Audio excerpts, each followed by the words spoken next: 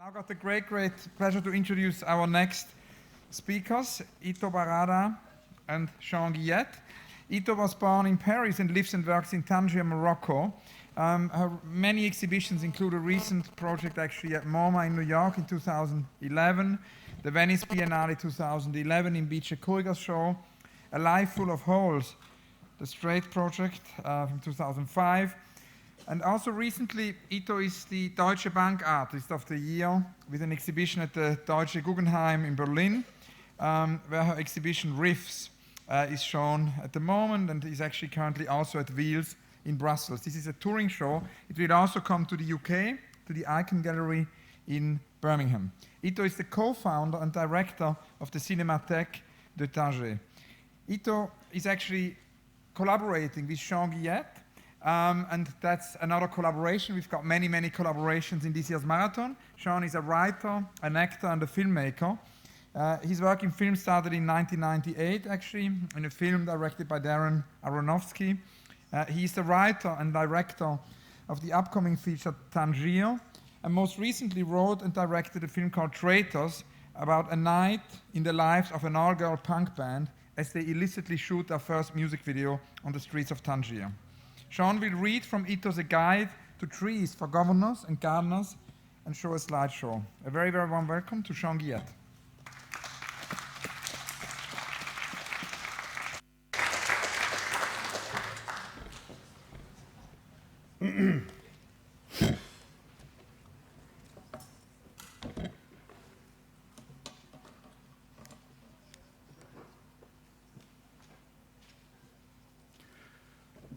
Preparing the city for an official visit ranks among the governor's most important and imposing duties.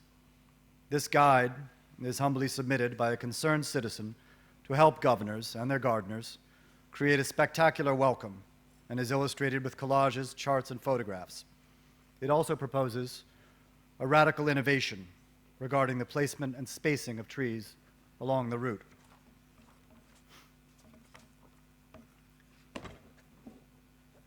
The day of the visit. The visit is just weeks away, and on that short but critically important day, your city must present an impression of grandeur to the visitor from the first glimpse. Just as a wife's housekeeping and decoration reflect on her husband, the official visit is not only a display of the governor's diligence, but reflects on the visitor himself. How can you, as a governor, give an impression of order and good management from the visitor's perspective? How can you optimize your visual assets, manage risk, and be sure the visitor leaves your town impressed? This little book will show you how. I submit this guide, not on behalf of the office, where I hold an unimportant post, but on my own account, and affirm that I have no personal interest in endeavoring to promote this essential work, and no motive but the greater good of our beloved nation, a clean, authentic, modern, and competitive kingdom.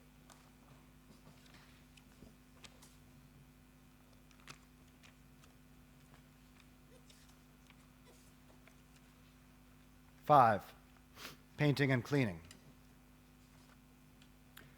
A uniformly painted city reflects calm, harmony, order, and discipline. As building owners neglect their surfaces or express their taste through the color of their facades, windows, and walls, a city acquires a patchwork of colors which generates visual noise. In addition, our cities have a regrettable tendency to acquire a layer of soot, grease, oil, spit, exhaust, and rain streaks. All buildings along the main route should be painted white, which provides the visual silence necessary for your other installations to shine. A fresh coat of whitewash on all buildings visible from the route expresses the timeless, dynastic resolve of leadership in the face of moral entropy and decay. Sidewalks. Sidewalks and barricades are painted with red and white bars. For this, oil paint is only necessary if rain is expected during the visit. Otherwise, inexpensive water-based lime wash will last at least a week. Labor. Unskilled labor should cost next to nothing. Prisoners are one source of free labor, but high rates of unemployment are your opportunity to put these idle hands back to work in the service of the nation, a privilege for which they should be proud. Fluorescent yellow uniforms mark these workers as part of your campaign. 4. Flowers, fruits, and weeds. Parks advertise your city's wealth and tranquility and your generosity to the people. Like a wife receiving flowers. Parks advertise your city's wealth. Like a wife receiving flowers, the people know you have more serious business to attend to and are all the more grateful for this small attention. The visitor is the end recipient of this generosity, and your parks must meet his level of expectations. Beyond seasons. Some so-called gardening experts insist on tying public plantings to a floral calendar, whereby the flowers and fruits we see are dictated by seasons and climates. This is an outdated practice. Today we are not slaves of nature, but her master.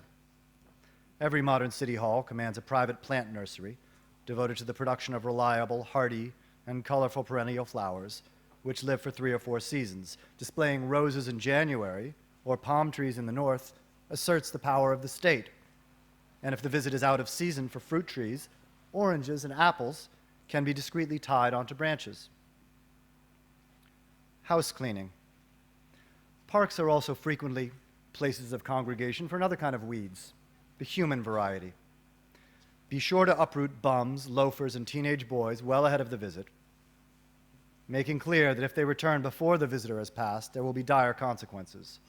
One quick way to clear a park: direct the water jets of your street sweeping machines to spray horizontally. Street sweeping doesn't end at the sidewalk. This is the time to suppress unauthorized and inappropriate construction and commercial activity along the route. Rather than demolish distasteful improvised shanty villages, build a French-style cache-misère. An economical 3-meter-high wall is far more cost-effective than 100 bulldozers, and with better visual results. For a truly modern touch, you can cover these walls with color-printed images of new housing and shopping developments.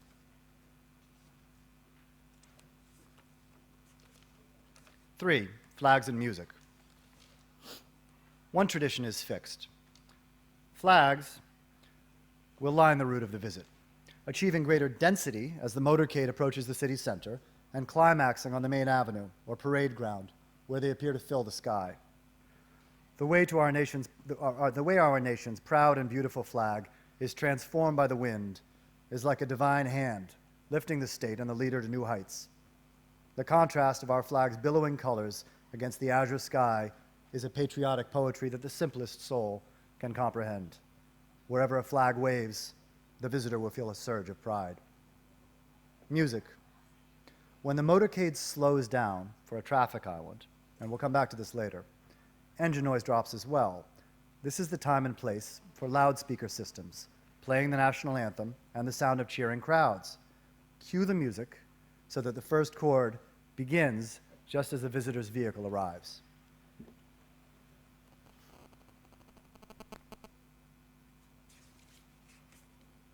Two, the spectator. The presence of the spectator is among the most important and unpredictable elements of the visit. There's nothing more rousing to a visitor than an outpouring of popular patriotic pride from the working classes. But think twice before you let thousands of the great unwashed take over your streets in close proximity to the visitor's vehicle. In simpler times, farmers could be trucked in from the countryside and would wait cheerfully in the hot sun all day long without overheating, as their darker skin is suited to such exposure. School children were also considered a reliable form of audience, picturesque, easily disciplined, and accustomed to doing nothing all day. Today, unfortunately, willful and undisciplined elements have rendered the tradition of spontaneous spectators impracticable. The challenge today is quite the opposite. How, short of declaring a curfew, to keep uncontrollable citizens off the streets. Canceling schools on the day of the visit keeps children out of sight, and schools can then be used as staging areas for your forces of order. Consider using equestrian patrols, wearing fancy helmets along the parade route, as they present a martial image and are useful for crowd control. Cancel Thursday and Sunday's farmers' markets, and make clear that absolutely no farm animals will be tolerated on the public street. In general, you want to maintain a 100-meter buffer zone between the local population and the route. No fires or combustible materials are allowed near the route. Cinemas, playgrounds, and sports stadiums should be closed for the visit. Cafes, however, filled with half-intoxicated men staring at their televisions and dominoes, should remain open. A novel approach. Savvy modern governors share a well-kept secret. From the rapidly moving cortege, the visitor will see only blurred abstract images. Cardboard characters can be entirely satisfactory. A cardboard factory owner, motivated for, by instance, a tiresome customs delay, will gladly deliver 10,000 human-shaped cutouts in a 24-hour shift. Mechanical arms can be fitted to simulate waving. 1. Traffic islands. The sense of traffic circles. A traffic circle, or rotary, is a type of circular intersection in which traffic must travel in one direction around a central island. But these essential elements of modern urban planning are more than that. Traffic circles express the road builder's taste and personality.